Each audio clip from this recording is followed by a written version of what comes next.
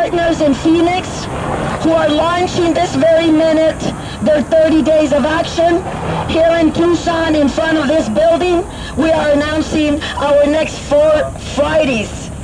Actions against 1070, putting pressure on the Obama administration to file its lawsuit, pressure on the Obama administration to stop this enforcement madness, y que nosotros aquí vamos a estar por 4 vierneses. Este primero, que es el 2 de julio, vamos a venir con nuestro mensaje de resistencia y de amor, que nosotros unos a los otros nos queremos, vamos a hacer una cadena humana. So we will proclaim our resistance on Friday and join hands and arms to show that we are a human circle, we are a human family, and therefore a human chain is our focus on this Friday. So we invite you all to join us every Friday from 4 to 7. Les invitamos a todos que se unan con nosotros en este acto de resistencia y de amor. Thank you. From the border and has come into our communities here in Tucson. And so No More Deaths has made a commitment to keep doing its work on the border, but to come and organize with its partners here, Derechos Humanos, y Tierra y Libertad, and other organizations that you're going to hear from today. And we've launched our own 3-pronged campaign in support, and in addition to the month of actions that's going to be happening. With Tucson Samaritans, we stand united with our community to fight SB 1070. A few days ago, Jan Brewer said that she used the words illegal immigrants were gun smugglers and drug smugglers. We feel very, very sorry for Jan Brewer. We're sorry she has to live in her small brain. We're sorry she has to live in her small heart. Hello. We started out with just a couple of graduate students, and when Jan Brewer signed the bill into law with just a few weeks left in the semester, we worked quickly and we grew into 1,900 signatures in the week before finals, urging President Shelton to publicly condemn the law. Y esto es un ejemplo de que nos estamos organizando, ¿verdad? Estamos diciendo ya basta, no queremos más leyes racistas como la 1070, como la HB 2008, como las otras leyes que han estado afectando tanto a nuestras familias. No queremos familias unidas, queremos familias sanas, queremos jóvenes sanos, queremos que nuestros hijos vayan a la escuela y que se sientan seguros, que sientan que es un lugar seguro cuando ellos están yendo a las escuelas, cuando las madres están llevando a sus hijos a las escuelas. Parte de lo que está haciendo Tierra y Libertad actualmente es que estamos trabajando con la campaña Rechazamos el Racismo, directamente en contra de la 1070. Estamos tocando puertas de los vecindarios, el vecindario que está en Tierra y Libertad, y estamos educando a nuestras familias. Estamos organizándolos y les estamos dando las herramientas para que se protejan, ¿verdad? ¿Cuáles son las herramientas para que estas familias se sientan seguros? Y vuelvo a repetir, Tierra y Libertad dice, ya basta, estamos en contra de la 1070. The International Action Center is part of the May 1st Coalition, proud to be so.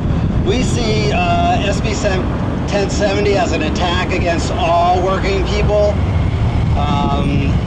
We see it as a racist law. Thank you very much.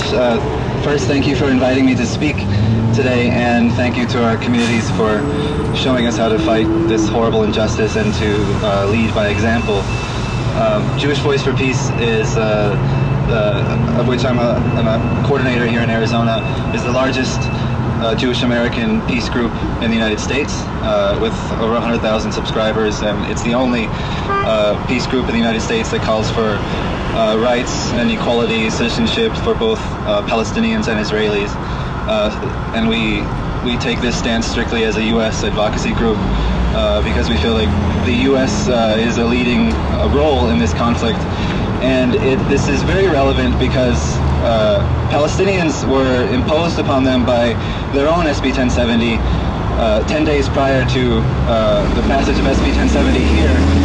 Military Order 1650 on April 13th was implemented in the West Bank, and the law, like if you put the two up together, virtually word for word, and it rendered automatically tens of thousands at least, but as the human rights groups pointed out, both Israeli and Palestinian human rights groups, endangered virtually everyone in the West Bank because of vague legalization and documentation laws.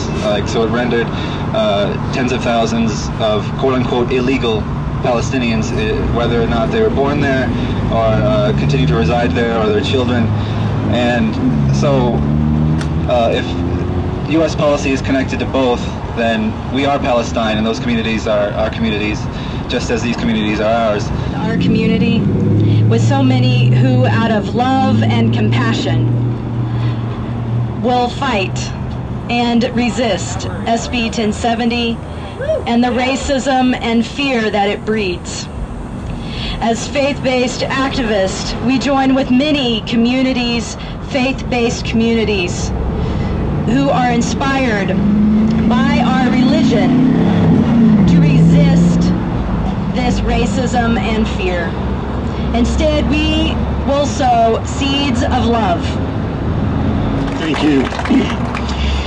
If you believe that border policy, either state or federal border policy, has anything to do with protecting the border, I got some oceanfront property to sell you in South Tucson, because what we know, what statistics have shown us, is that the crime rate is down on the border.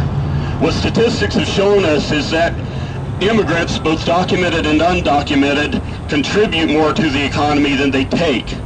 They give more in taxes than they use in social services. The militarism of the border, SB 1070, which is an attempt by the state to draft local and state law enforcement into this militarism, what it's about is economic gain for big corporations and political control. It is hot out here today. My name is Sara Gonzalez. I'm the director for the Racial Justice Program with the YWCA of Tucson. And I want to let you know that as we tried to walk through this state building, this public space, for a brief air conditioning before we're out here in 100-degree weather, we were met with a wall of police officers. Wow. And they asked us for our papers. They asked us for our IDs. And when we told them we were attending this press conference, they said, this is not legitimate business and you cannot enter. Wow. I beg to differ. Yes. This is legitimate business to protect our people, to voice our opinions, to say ya basta. This is legitimate business. Responsible for that, the cops not letting them in. Last time we were here, we took over the building. 15 of us got arrested, and we would do it again if we had to, and we probably will have to. Some of you probably know this law 1070, that's our bodies. They want our bodies.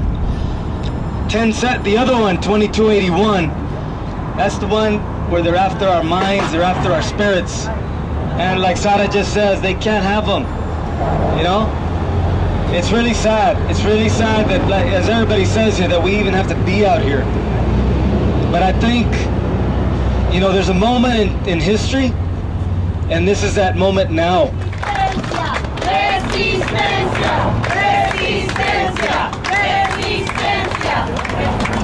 So this concludes our press conference. We want to thank you all for coming out. We want to remind you that for the next 4 Fridays, starting with this Friday from 4 to 7, we will be right here escalating our resistance for SB 1070 and all the injustices that go along with it.